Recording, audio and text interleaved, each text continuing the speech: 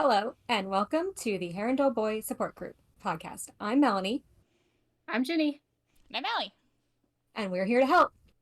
Today, we are discussing chapters 6 through 10 of Clockwork Angel, but we are going to be referencing things from chapters 1 through 5 as well. Just a warning that this is also a reread for myself, Ginny, and Allie, so we may reference things that happen later in the book or other books. But this is your spoiler warning, so if you don't want any spoilers, feel free to leave now. Allie is going to kick us off with our summary for these chapters. Our summary for these chapters. Oh boy, howdy, did we have a lot happening these chapters. I forgot how quickly these smaller books of hers move, and just like there's a lot of plot. They move fast. You're right. Yeah. And we're fresh off smaller of books like yours talking like Clockwork Angel is like this thick, right? And then like Chain of Gold is like this thick or whatever. Exactly. So there's just so much stuff happening all the time. But yeah, plot, as it were. This time we open with Will and Jem visiting a brothel, or rather, what used to be one. Our favorite set of Victorian parabatai are investigating where Tessa had been held, the place she called the Dark House. Upon their arrival, they find that the place is empty, with naught but dust left behind. Well, naught but dust and a corpse. Upon closer inspection, however, this corpse comes to life, telling Will and Jem to beware, and warning them of an army born from neither heaven nor hell. Meanwhile, Tessa and Jessamine enjoy the park. We learn more about Jessie's past and her version to Shadowhunter life, a life she shuns but one she could no less excel at, as evidenced by her quick action when she and Tessa are cornered by a hobgoblin.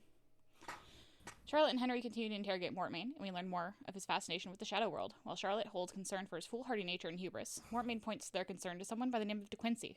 Mortmain calls him the Magister, but De Quincey happens to have another title, the head of the Pandemonium Club and one of the most powerful vampires in London. Once back at the Institute, Henry works to dissect the body from the Dark House, though perhaps dismantle is a more accurate term. The corpse, who Tessa recognizes as the Dark Sister's maid, is a clockwork automaton. Later in the evening, the inhabitants of the London Institute enjoy a somewhat chaotic dinner before Charlotte is pulled away. It's not long before she returns, insisting that Tessa's presence is required. It is then that we meet Camille Belcour. Camille Belcour is breathtakingly beautiful, an important member of London vampire scene, and lover to Magnus Vane. A fact that makes our protagonist flush. She has her own bone to pick with De Quincey, and having heard about Tessa's powers, she has a plan to expose him for harming mundanes and breaking the still quite new accords. It is in the sanctuary with Will, Jem, Tessa, Charlotte, and Camille that a plan is forged. Tessa will take on Camille's appearance, and Will take on the role of her human servant as they infiltrate De Quincey's party. Taking down a powerful vampire takes more than just our heroes, and so the London Enclave is summoned to the Institute for a meeting.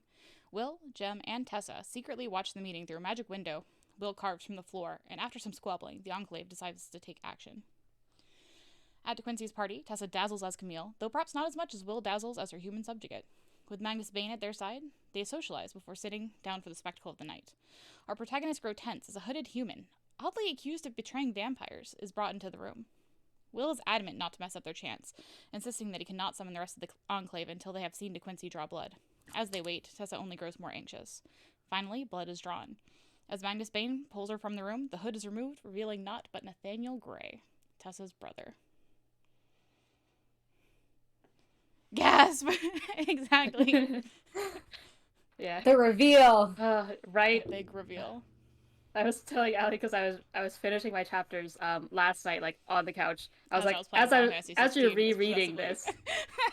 Yeah. As you're like rereading this, because since it's a reread for like all of us, it's like you remember things as you start to reread, and like as that chapter started, or like as they're like, oh, the human, I was like, wait a second, I remember how this ends. I didn't, but then reveal. I was like, well, I didn't remember, but then as it was revealed, I was like, oh yeah, that makes sense. Yep, that was it. Who wants to kick us off? Anybody? Otherwise, I'm more than happy to do it. My first note for this chapter is Demon Pox. Demon Pox is my first note for this chapter. So wait, that's kind of my first note too. That's actually kind of my first note. Everyone's like, Demon Pox! My first note, it literally says this. Will and Jem are joking about STDs and Demon Pox. Only them. Of course. Well, you know, Will is familiar in all manner of unsavory things, clearly. Of course. But even though we keep being told that it doesn't exist. Will, Demon Pox definitely does not exist. Will is just a crazy man and knows not of such things, and we're never going to see Demon Pox, and it's just this... Demon not Pox, once, not ever. It's a hoax. No. It's a hoax. False fake news. Fake news. Exactly. Demon pox, but he's insistent. He's insistent on pushing his narrative of demon pox. With the two of them appears exploring, like several times throughout chapters like 6 through 10. He's like Yeah. A demon pox counter. I have one. Hold on. Demon pox a counter demon pox times counter. 3. Okay, we've got a Henry on fire Oh, counter goodness. and a demon pox counter. 3 times in 5 chapters. But our other counter, if we want to talk about that, Henry has remained not on fire for Henry these is 5 not on chapters. fire. we Good still only job. have one instance of Henry on fire. It's Exactly. true. Henry being Henry, it's always happening, but Henry on fire has not happened since Still only one. first 5. More demon pox mentions than Henry being on fire. Right. 2 important counters for this series. Yep. I do really love that in the beginning of the chapter with Jem and Whale exploring the brothel, we get to see more of their banter and how they work off of each other. There's this conversation that they're having about when they find what is basically revealed to be Miranda, the girl who was, kind of the servant to the Dark Sisters, I guess you would call it. Mm-hmm. They're trying to figure out basically if she's dead. And Will's like, she must be dead if she's not responding to my advances. And then's just like, or she just has good taste. Oh, I yeah. have in my notes, Will flirting with a not corpse. So please. I love their banter. They're brothers and I love them. Will and Jem's relationship overall is one of my favorite across all of the book series. Just the way that they interact and like that deep, like soul bond and eternal love that they have for one another is just, it is chef's kiss. It is all that I want in like book relationships. It really sets the tone for like what parabatai are, and then like what they aspire to be to each other and stuff. Like, yeah. But it is worth mentioning that like these aren't the first parabatai that we see, and I think it's interesting coming out of the Mortal Instruments, which was published first, even though it takes place later. Seeing Jace and Alex's relationship and how markedly different it is from Will and Jem, even. So I remember, because I said my reading order was reading Clockwork Angel, which was the only one of the Infernal Devices that was out at the time, and then jumping into the Mortal Instruments, and I was just like, this is what we got for parabatai. It was kind of her relationship, just because that relationship is so different. Don't be doing that to my boy Jace. Let's stop right there. More Allie. Jace bashing to come in future podcast episodes. Maybe not this one, but some more in defense of Jace to come. Mortal Instruments is gonna be a great time. Can't wait. Ginny's just gonna be in the middle. Like, I think. What did I do? I really like that we started with the. You have to give Ginny a mute button. Yeah. Slam. She's gonna be sitting there with her head in her hands, like, what did I get myself into? Get her one of those Staples easy buttons. Yeah. Right. But I'm glad that we started with the Infernal Devices, because I think there's a lot of love for all of us for this series, like all the characters in general. So it helps to have a common ground before we jump into arguments about Jace. A series that we all love anybody versus else. a series that we all have interesting, different opinions. and we've all have read this one too. Like rather than, I think the other ones are ones that at least one person hasn't read either. So I think so. I love them. Allie has. We said at least. Anyway. Yeah. Which didn't you say something about like how Cassandra Clare recommended a published? She did. Okay. Order 2.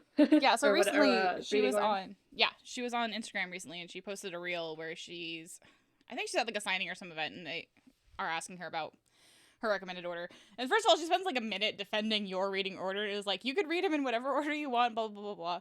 But then she's like, but I recommend the publication order, and I'm like, no. I'm like, wrong. So the order I basically was reading them in. Yeah. Kind of. Except for the fact that like you're not jumping in between series. Right. Because I think she recommends like the first half of the Mortal Instruments, then the Infernal Devices, and then the second half of the Mortal Instruments.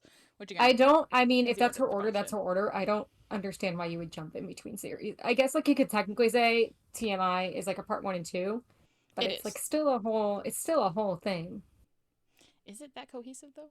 Arguments for later podcasts. Yeah. But she does recommend like splitting in between, which I do understand because it is still a different trilogy. It's the same characters, but it's a different story being told. So I understand breaking it up that way.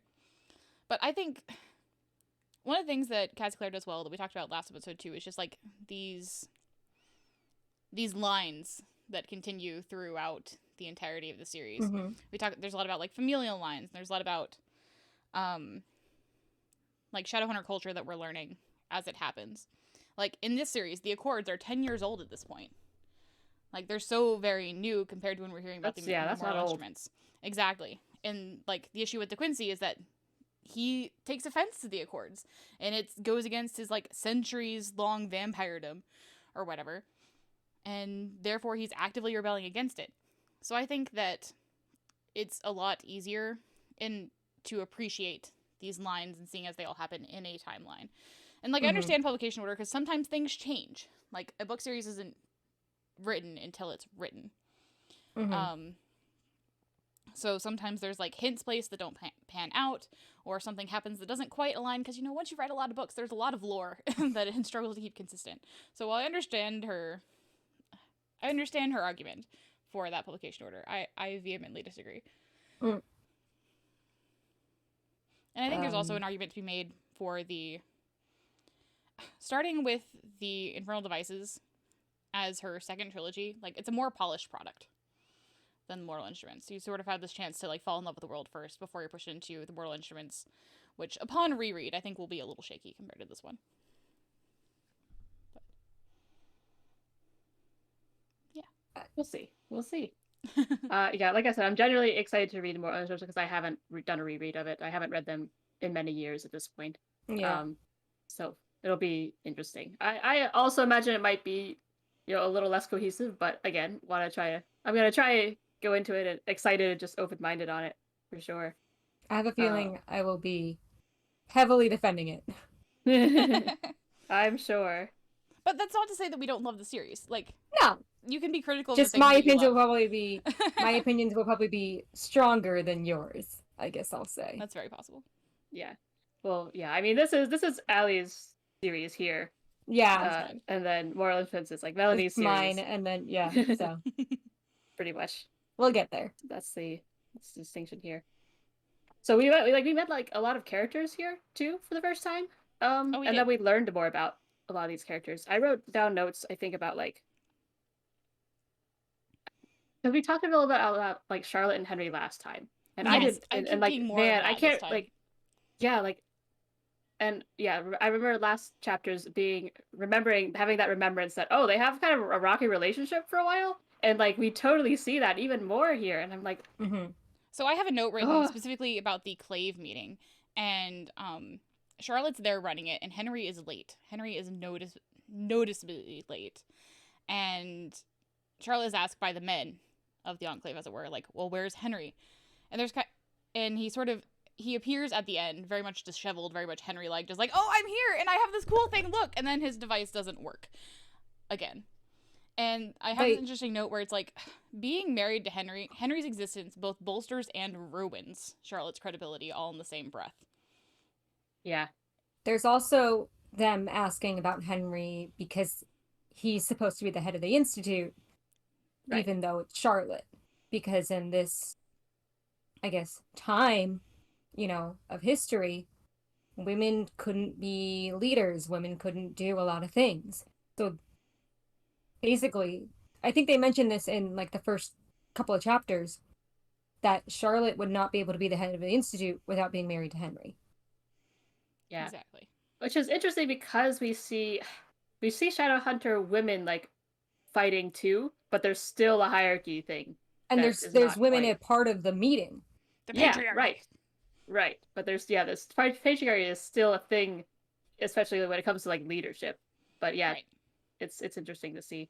You know, so they might be, and I'm not super aware of like the London culture at this time, but they might be a little bit ahead of like the modern world, but they're not like ages ahead or anything. There's still some reflection of the time period going on. Right. Yeah. It's in one of the books, one of the series, the point is made that the Clave is slow to change.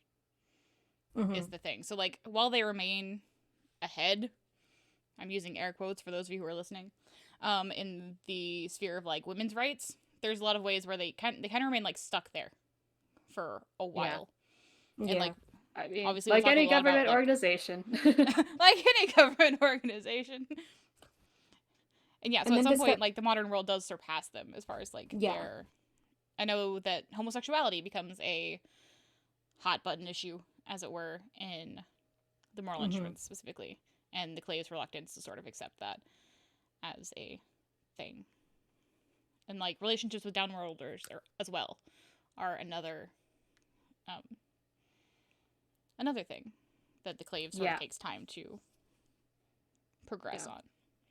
On that note, like I specifically, there's this moment when they're in the where they're performing their plot, and Magnus is there, which we'll have to talk about Magnus Bane in just a minute. We have to talk about Magnus Bane.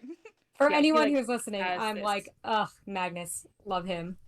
Yeah, but there's this moment where Will's just like, okay, thanks, we got it from here, or whatever, and Magnus is like, yep, well, that's Clave for you, or like that's the Shadowhunters for you. When we get to that, I did write a note about that. So when we get to that, I mean, I guess we're kind of on we're it there. now, like, okay. Yeah. Okay. I didn't know we were like jumping around or whatever. Going, okay. Go ahead if you want to start, Ginny. Well, that's what I was just saying. It's like that quote was just very like, I was like, yes. It's very telling about the relationship between like the downworlders right now and like how between downworlders and Shadowhunters. I didn't write the exact quote down, but he's basically saying, you'll go to downworlders for help when you need them, but then once the job is done, you're like, okay, goodbye, you're basically still garbage, you're basically still trash. Yep. And it's just like I wrote down part of the quote. Magnus says that Shadowhunters can't bring themselves to share victory with downworlders because downworlders are still seen as lesser than. Which is interesting because this is all in the Tales of the Accords, which are supposedly this agreement between everybody. So we're kind of between, because it's 10 representatives from every like group. So it's like 50 people. It's like 10 Shadowhunters, 10 warlocks, 10 vampires, 10 fairies, and 10 werewolves. Did you say werewolves? I think I'm missing werewolves. And they all sat down and they worked in these accords. But this relationship where Magnus is telling, it's like the Clave just kind of does what the Clave wants and expects everybody to fall in line. So it's like, how collaborative were these accords? Is what it comes down to, especially considering De Quincey. Exactly. Who is actively rebelling against them. And actively, says he hates the Accords. He wants nothing to do with them. They should not basically be controlled by Shadowhunters kind of thing. Exactly. So it's like, and like, is the Accords like a PR stunt? Yeah. And not like to get like too like politically outside, but like that's how things work in like the real world is like, you're like, yes, here's the Emancipation Proclamation, but like it doesn't actually take effect immediately. Like none of that stuff happens right when accords are signed. Change does take time, and there are always going to be people who are opposed to that change. Yeah, and we're definitely, we see that because it's just like they're not equal right now. Like they're not. Oh yeah, the accords are signed and everyone's all good. It's also interesting that the Shadowhunters are the sole enforcer of these accords, so they've put themselves in charge of everybody, which is another, without question, problem. It is. Keeping on the topic of Mr. Magnus Bane, who is someone who we will see throughout, he's like a staple character throughout all of the series, because he's a warlock, and he's incredible. Lives forever. We see his warlock mark for the first time of his cat-like eyes. One of them. Of his cat-like eyes. And I'm like, I forgot that, like, I don't remember if it's just my, remembrance of the TV show or if it's mentioned in some Mortal Instruments, but I don't know that he is so showing, I guess, of his warlock mark in the future, or if he hides it, you know what I mean? I think that the ability to hide it might have been an addition of the show, just because CGI is expensive for shows. Yeah, maybe. I think that's just how they are. I don't think that he has the ability to. That's why I'm saying subtle warlock mark. It's kind of a Sephiroth vibe, where he's got these. Oh, there we go. May not be for Sephiroth. Okay. But also with Magnus, he says, in talking about, Will, black hair and blue eyes are my favorite combination, and if we know anything about the Mortal Instrument, there's a certain character in that book who fits that description and who Magnus has a, shall we say, infatuation with. I love that little nod. I thought that was fun. I wrote in my notes. I wrote it in my notes and I was like, hi. And I wrote the character name, but I'm not going to say it just because for anybody who hasn't read the series, I was like, hi. What are you doing? They've been out for like 2 decades now. That's true. Yeah. Yes, but, there's always new readers. I guess Melanie is kind of on the side of the newer readers. She didn't come around until after the show. You missed the movie. Oh my god, we need to do a movie watch. Just a movie special episode. I can't get behind the British accents. I can't. I'm sorry. I can't get behind the British accents. It's so weird. I say as the actor who plays Jace in the TV show is British, but he has an American accent for the show. Listen, the movie is questionable. But you weren't here for the drama that went down during the movie.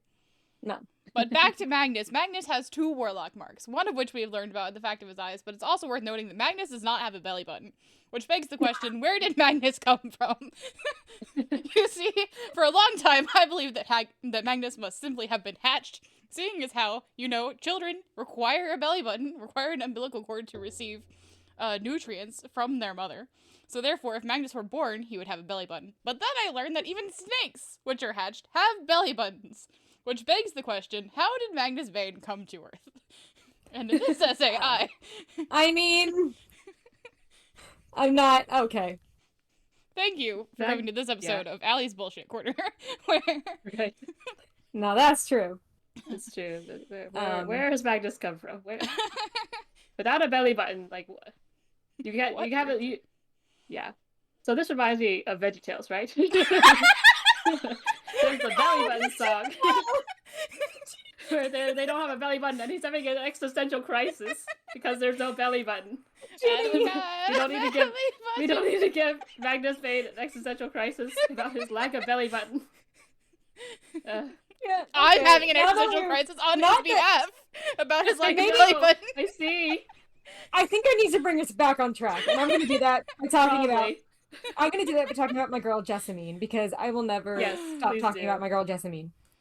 She is such an interesting character, especially as, we will get to later in the books, but even just now, like, in the beginning, in, like, chapter 6, she's talking about Sophie, and she's really rude when she's talking about Sophie, and basically saying that, like, her scar makes her ugly, and things like that, and, like, about the job of a servant, blah, blah, blah, and I wrote in my notes here, I kind of think it's a bit of self-projecting on Jessamine's part.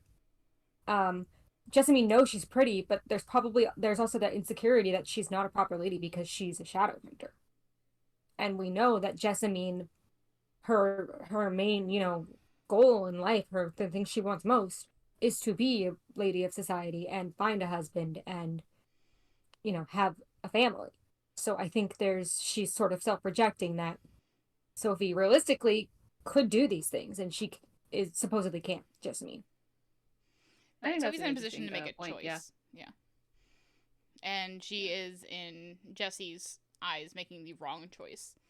And, yeah, that goes to show a lot of Jesse's open hostility towards Sophie. She's looking at somebody who's making the active wrong choice, where she's in this position where she doesn't have one. We learn her parents left the Shadowhunter life, we learn in this chapter. But because they had no family outside of Shadowhunters, when they died, Jessie was forced into this life that her parents didn't want for her, that Jessie didn't want for herself. And she's very resentful of that fact. I also find, a lot of spite. Yeah, so I find this character with a lot. Yeah. As a character, I find Jessamine really interesting because most heroines in stories that take place in a sort of Regency or historical era, they're the type who want more than the life they lead, to not, be what society has made them out to be. But Jessamine is the opposite. She wants to be what society says she should be. And I just think it's an interesting character dynamic that you don't really see. It is interesting. I feel like in a lot of historical fiction, we as modern women cling on to the idea of the woman who doesn't want this, doesn't want the corsets, and doesn't want the parties. They want to go and do their own thing and be able to vote. And we sort of romanticize that idea. But no, definitely there was... as a lady in that time, like, there were still these things that you wanted. So it's nice that Jessie sort of fulfills this woman of the era. Yeah. Kind of a foil, I guess, to Tessa, who eventually will become a sort of stereotypical, in that sort of sense, heroine. Right. Yeah, the protagonist who doesn't want at some point. Which, again, Tessa's changing, like, as far as, like, the change. Obviously, as, her... And one more thing about Jessie is, where can I get that parasol? Because I want it. The one that doubles up as a weapon, I want it, please. That'd be handy. It's good. It's good. And I had a note on that because of like that scene specifically is really yeah. There's a lot happening there. It's telling, and I was just like, it kind of shows it brings up that question of just like what she wants versus like what's in her blood, like her nature type of thing. Because we see that she's actually really good at this fighting thing when she pulls out the parasol and like beats this thing to like a pulp. Like yeah, it's jarring for Tessa. She's like, "You're good. Like, hey, calm down. We're safe." And Jesse's feeling all this like I don't know if it's guilt or just like there's a frustration there. There's a lot of like resentment and just general. She hates that she has to be good at this. Yeah, she literally says that she hates that she did that. She didn't want to, and things like that. Yeah, it's really interesting, especially compared to these modern women in a historical time, where you have Charlotte, who is, strong and independent in a lot of ways and being the leading lady. We have Tessa, who obviously is our heroine, so of course she's got to have more of these modern day sensibilities, is going to rise above that station. And you even have Sophie, who is, we haven't seen it yet, but she does have her own arc, which makes her sort of rise beyond this. So it's interesting to have, as Ginny said, that foil in Jessie, where she wants to have this quote-unquote ordinary life for the time, but it's being taken from her, and she has all of this quote-unquote freedom being thrust upon her, but to her it feels like a prison. And also in that chapter, we see not only more of Henry and Charlotte's relationship with each other, but sort of them as characters on their own when they're talking to Mortmain, who is Nate's employer, and they go to him to find out information about Nate on behalf of Tessa. And they're talking to Mortmain, and Mortmain's kind of giving them half answers, not really what they want. They know Mortmain is, if you will, withholding information kind of thing. And Mortmain reveals that he sold a bunch of cogs and things to De Quincy, and he didn't really think much of it because they're just, cogs and things in a man of objects. What harm can they do? And I wrote down this quote from Henry because I think it's really, actually really, like, powerful and smart for something from Henry. Henry says, "Inanimate objects are harmless indeed, Mr. Mortmain, but one cannot always say the same of the men who use them." And I just think that's, first of all, that Henry says it, I'm like, all right, go off, King. Henry is smart. Henry writes. He is. I didn't say he wasn't, but, like, so far he's been portrayed sort of as this bumbling sort of absolutely whatever. And then you see these moments where you see more of his character, like his, full person shine through, and I'm like, King.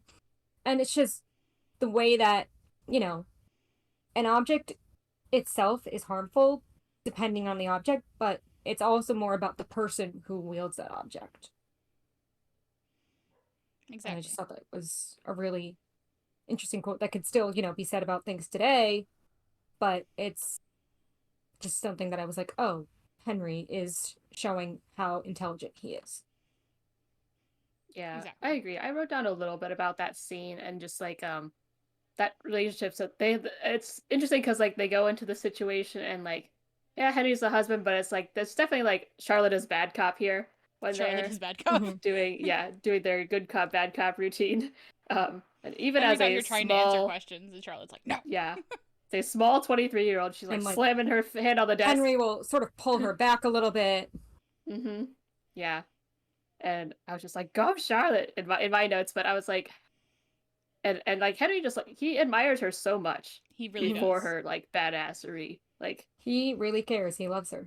There's that line at the end where he talks about how she's as beautiful as she is frightening, or whatever that line is. And I was like, yes. Goals, honestly. Yeah. And but regarding that relationship, like they go back to the Institute, I think, after that, and then like we get this moment where like Sophie says that, or like Sophie has said something where she's like she's relaying it that she thinks, or that Charlotte has said that Henry might like her better if she ticked like a clock, and I was like, ouch, like, and yeah. Listen, reading and then this, like there's rumors about like why they're together, like there's, I wrote that down too. There's like rumors where people are like, oh yeah, Jesse is spilling the tea on that, and like, oh, they're only together because of this and that, or whatever. Because she couldn't take control of the Institute without like a man by her side, and like so they got married for that. And I think Tessa's out here like, but maybe he loved her, and then Jesse's like, pfft, and kind of blows that idea off. It's just, yeah. As an adult reading the series, like this relationship has become my special interest. Like I'm just like, there's so much happening there that I definitely missed the first. Me too. Like I definitely didn't read that much into it the first time reading about Charlotte and Henry. It's implied to sort of be a marriage and convenience. But we sort of learn through, but we're learning slowly through these interactions of Charlotte and Henry that that's not the case. That there is love there and that there is like emotions there, but it's taking them a while to figure it out. It's taking a back seat for now. Exactly. There's a lot they're struggling to communicate about it, and Ali, you mentioned Tessa and her, thinking, well, maybe there's love involved. And on the topic of Tessa, last week we were sort of talking about Tessa's character and how she's kind of not nice and kind of selfish and whatever else we were saying. We're not necessarily on a Tessa hate train, but we were not her biggest fans. Tessa critical. And I kind of, Tessa critical. And I was like, I didn't really see it much last time, but here I really did, because Jessie is showing Tessa her dollhouse that is a replica of her house that she grew up in, that was a gift from her dad or her parents. And Tessa's super judgmental about it. She's basically saying that Jessie should have gotten rid of this dollhouse a long time ago, should have stopped playing with dolls a long time ago. It's like, it has sentimental value. It's a gift from her parents who are no longer with her. Leave her alone. I have a note in here that's related to a different scene. But I have, for all of Tessa's smart, she's dense. Like, it takes, her emotional intelligence is a lot lower than her inquisitive nature. And I do think that she grows eventually, but definitely reading some of her reactions to things is a little jarring. It's just kind of I don't see how the dollhouse is any different than Tessa's necklace, which has sentimental value because it was her mother's. That's the tea. That's some tea there. I didn't make a note about it, but yeah. Like, sure, it's a dollhouse, but it's about what it represents. Yeah. Oh, of course. Yeah. I remember the dollhouse thing. I didn't pick up on a lot of it, so I'm glad you brought that up for sure. Like, it's more just because I love Jessamine, but Well, that's the other thing, is in defense, like when we have our favorite characters, we can always be like, in defense of my favorite character, that person did. I protected my child. You stop it. I will protect Jessamine. Exactly. You'll stop that right now. Stop that. This is a taste of. I don't care for any characters. Anybody listening who's curious, this is a taste of what is to come when we get to Jace. Let me tell you, this is a taste of what's to come. We're gonna have to give Melanie a safe word. We are bashing on Jace too much. In the interest of time, because we talked a lot about some of our old favorite characters, I do want to go on to some of the new characters that we've been introduced to this go around. Because we did say there were quite a few, and we haven't talked about any of them yet. The first person we're introduced to is Camille Belcourt. That's who I was going to mention, so go ahead. Yeah. I have my first note on Camille is I would be Camille's human subjugate. Sounds hot. Literally in my notes, they just mentioned Lady Belcourt, and my note is Lady Belcourt, Camille, hi queen. Hi queen. We learn a lot about her, that she's a vampire, she is an ally to the Shadowhunters, to the Clave, and she's an informant. Is she truly an ally? The thing is, she seems to be. We learn through. Camille is very self-interested. And I'm not saying that as a criticism. I'm saying that as a hallmark of her character. And we learn that when we have Jem and Will escorting her from the sanctuary. Where, I don't have a lot of notes on the scene, but I think it's Will who takes the lead, because that's who Will is. And is like, so what's your deal? Why are we really doing this? And then she sort of reveals that she has a personal interest in seeing De Quincey torn apart at the hands of several Shadowhunters. That reason is basically that she had a relationship with a werewolf, and while it's not technically like against the law or illegal or anything, it's highly frowned upon, especially in the Downworther community. So De Quincey straight up got rid of this werewolf boy, and Camille hates him for it. Ironically, Camille has a necklace too. Or about it. She does. for her memory. So there's some things that about this necklace that I recognize that I am not going to mention, because Okay. It shows up. Okay. And something about, on the topic of... I'm not sure I remember. It's not that big of a thing, but I don't want to... It shows up... I think, if I'm right, it's a necklace that shows up in later books. Oh. Okay. Cool. I might vaguely remember now, but yeah. I don't remember it, but I wrote down, I was like, I'm pretty sure the necklace says that true love never dies, is like the... I did translate it, just because it's Latin. It does say true love never dies. Okay. I have my notes. Melanie or Ginny will translate this, and then I translated it in my brain. I was like, this I went to Google Translate. So on the topic of Camille and her relationship with the werewolf, Camille basically kind of goes off on, I think it's Will, because Will's basically assuming that, like, you're a vampire. What do you got going on? What's so important to you? Like, she doesn't have any, And Camille's like, just because I'm not, like, actually alive, like, living, like, I don't, breathe, I don't have a heartbeat kind of thing, doesn't mean I don't live. Doesn't mean she doesn't have a life or things that she desires and things like that.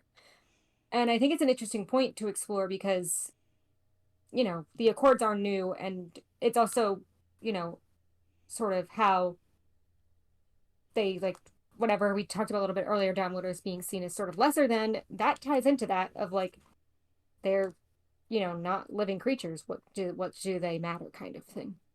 Yeah. Which arguably, like, vampires and warlocks have more life than Shadowhunters in a matter of years. Like, Shadowhunters are notoriously die young, like, because of the nature of the job. They are not technically alive, but they are living. Yeah. Yeah. And, like, I know in the Enclave meeting, Tessa makes a point of particularly noting the older Shadowhunters, because a lot of them are younger. Yeah. And among these... Lillian Highsmith, isn't she one of the older ones? Yes, she is. She's, like, the silver-haired... Yeah. Oh, okay. No? Not Lillian Highsmith. Oh, JK. Oh, that's right, there's somebody else. Charlotte's aunt. Yeah, there's somebody. Charlotte's aunt is... Too many people in this scene. We see some people in the meeting... who are Greg Penhollow and Gabriel Lightwood. Gabriel Lightwood. Penhollow I don't think is a super important name in this series, but it does, there is a character Penhollow who's semi-important, I would say, in the Mortal Instruments. So I was like, oh, nice to see, like, that name being mentioned. But Gabriel There's Lightwood. Penhollow in Last Hours too. Well, so I don't. Penhollow does. There are only so maybe many not major, but there's family names. Is kind right. Of... Yeah. I don't know anything about the Last Hours. I just know the character in the Mortal Instruments. So I know a lot about the Last Hours. But that's that name travels a couple series, which is cool. Gabriel Lightwood. We've met our Lightwood family for this. Yeah. We have met our Lightwood family for this series. We have. Will cannot make friends. Will... No, he cannot. Bad. Will Maddie has Jem. Will just had to be mean to Tatiana Lightwood, which I'm sure will have absolutely no consequences beyond the realm of this series. Aside from making Gabriel hate him. We also do meet Benedict Lightwood, who is Gabriel's father, I want to mention. That's true. We'll learn more about them later, but just sprinkling in the... Yeah, sprinkle in all these names that are going to become important later. But Gabriel's introduction in particular is hilarious. Hilarious! It's so funny. He shows up ready to fight. He's ready to fight. And Will's I don't think Will should be here because he's too young. And and Charlotte, go ahead. Okay, so Shadowhunters become of age at 18. Is the deal. That's when they're allowed to be, like, a part of these Enclave meetings. And the Enclave meeting is happening in the library, where just moments before, Will, Jem, and Tessa had been working on Tessa's transformation into Camille to make sure that she's convincing enough. So instead of just, like, leaving the library like normal people, no, like, teenagers, they do the stupid thing and they, like, hide behind a bookcase and try and hide and listen to this meeting. But obviously they're found out because they're surprisingly unsneaky for, like, these race of half-angelic demon hunters or whatever. Speaking of, if you have more to say, go ahead. I was going to mention something about them listening in. We're not...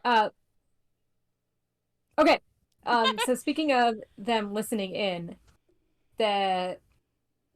this is done a couple more times throughout the books, I remember.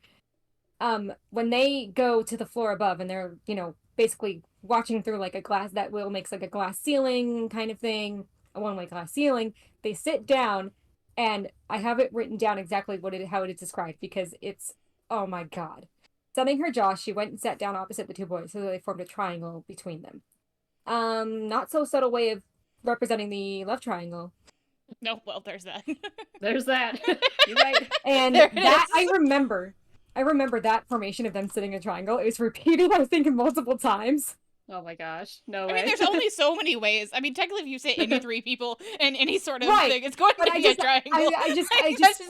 We're in a triangle right now. But you could sit in a line. Ginny is the center. We all love You Ginny. could sit in a line. You could sit in a line. I'm just saying. You could sit in a line, but any other formation is going to be a triangle of some kind. I do think that this is a reference to the love triangle, but I also just think it's hilarious that technically any three people are in a triangle at any point. But, like, right. It's definitely alluding to a love triangle. And That's I just fair. think it's funny. The back in the library, where they're behind the bookcase. And then that's when we're introduced. It was just like, oh, I must have forgotten there was a meeting. I forgot. Oh, yeah. Well. Charlotte, yeah, because Charlotte's like, I told you guys. And it was like, oh, I must have forgot. And Gabriel's like, will you? Gabriel's triggered, man. He's like, that Lightwood Herondale tension. He's so angry all the time. He has right big, my father energy. Oh my goodness. It is. He does really. He escorts Will and Co. out to the hallway, and then continues to pick fights with Will. To where his father needs to come out and be like, "Are you gonna come in? Or are you gonna sit here with the children?" Everybody's offended.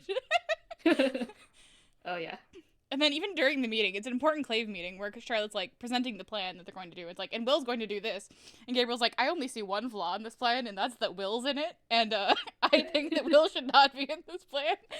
And then they all agree to it because they are too cowardly to go against each other. Exactly. Yeah.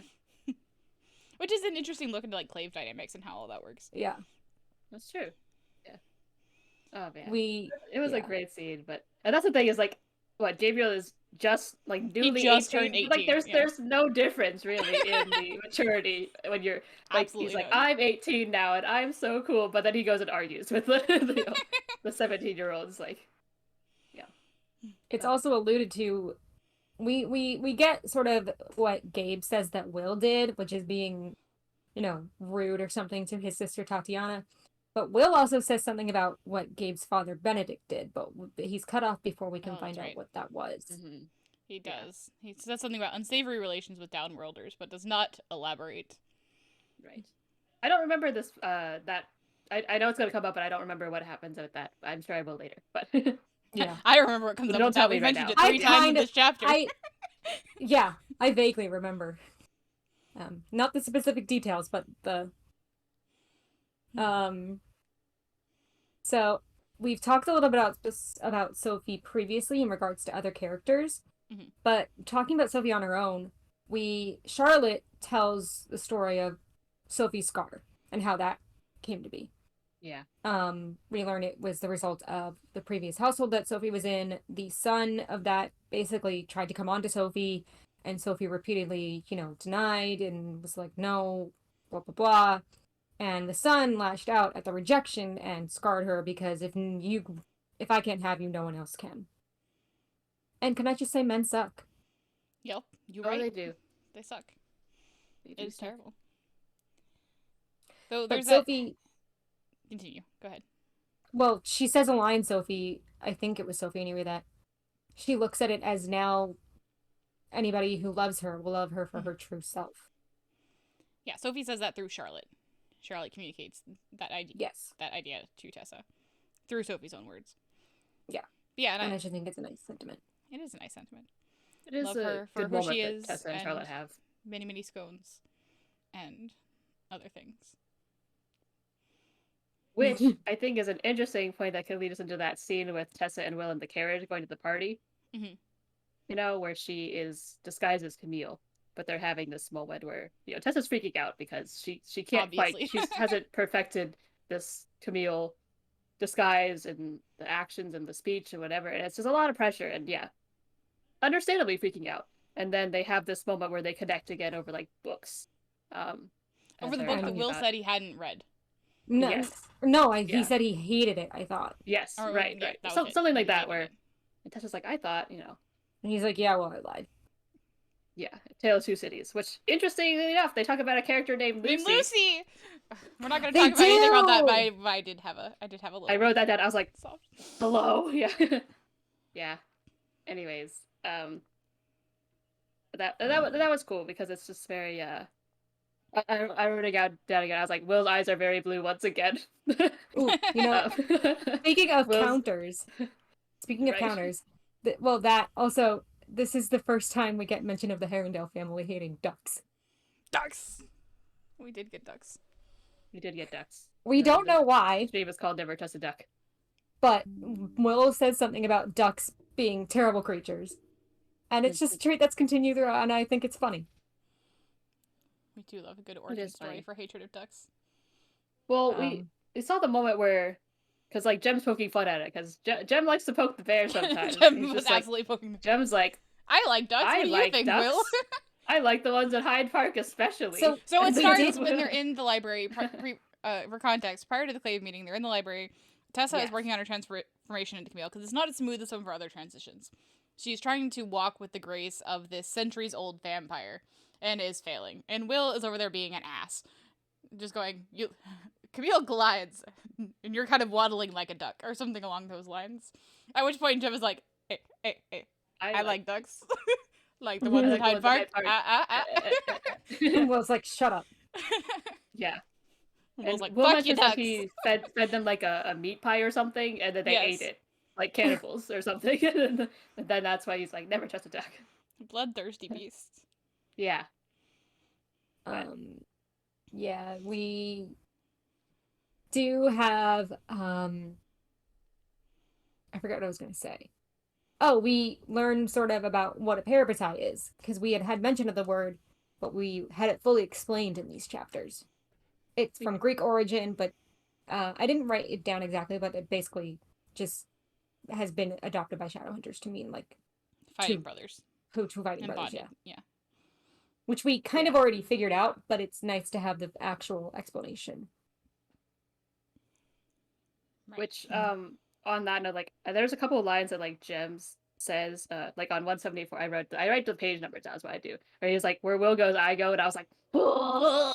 And then like when Gabriel's making fun of him, and when Gabriel's making fun of him, fun of Will, he's talking about like how Jem should just like find a new pair because like he has potential, but Will is dragging him down and stuff like that. Jem also repeats that same sentiment. He's like, well, no. He's like, where Will's problems are my problems, or like where Will goes, I go. No, even with Jem not having a lot of focus in these chapters, we still continue to learn a little bit about him, which is that he's a loyal friend. He loves Will. No matter Will's, what's the word for it? I'm not really sure. Will's problems. Will being Will Herondale all over the place. I'm like, it's not that they're problems. It's just Will being Will. But yes, that Herondale boy bullshit, as it were. Mm-hmm. This is why we have the support group. This is why we're here. And he shows kindness to Tessa when she basically freaks out.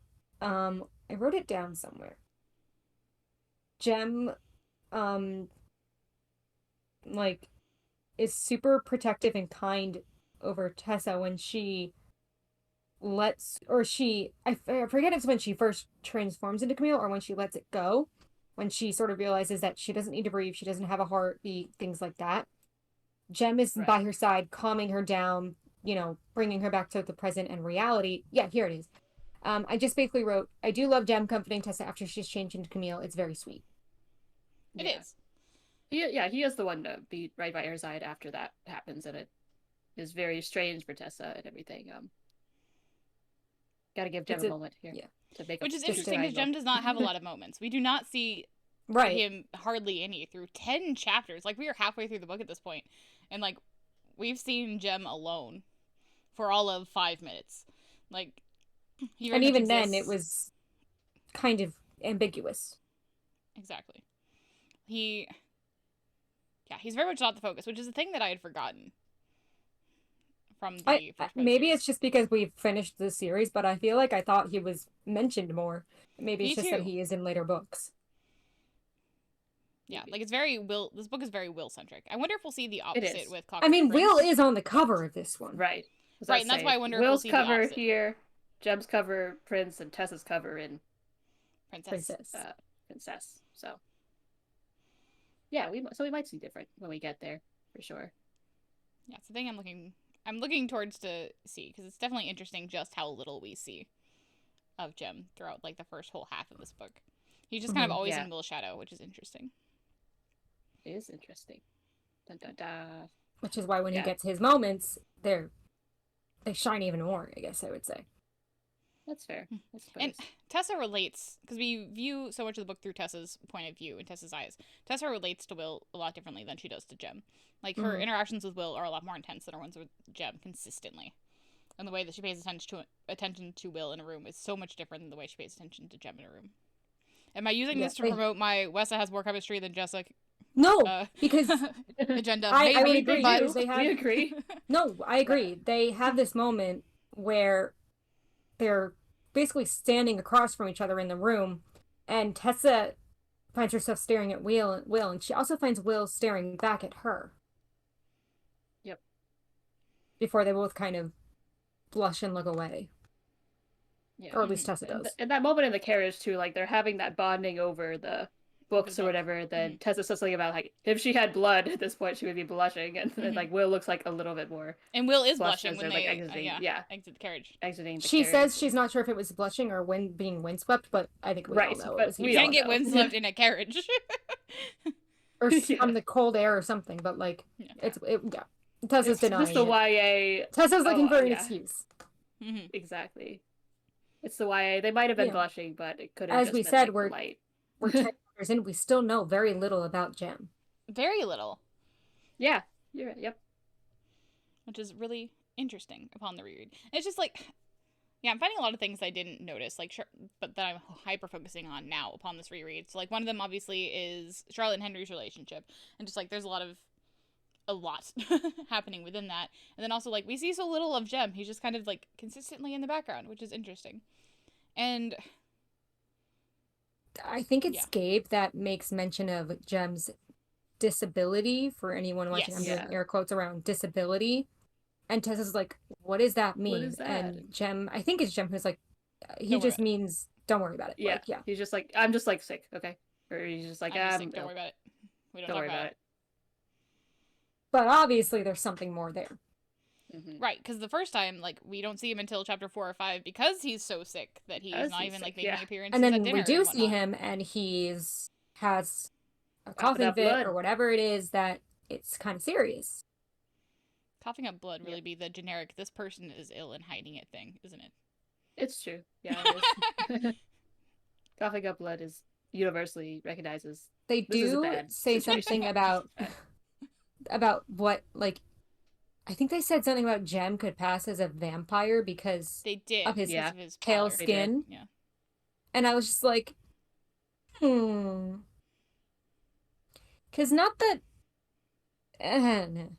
I won't say more, but it's just stuff that happens later with Jem. Interesting. I'm failing to remember. I think I understand what you're... I think I'm picking up what you're putting down. I will message you, Allie.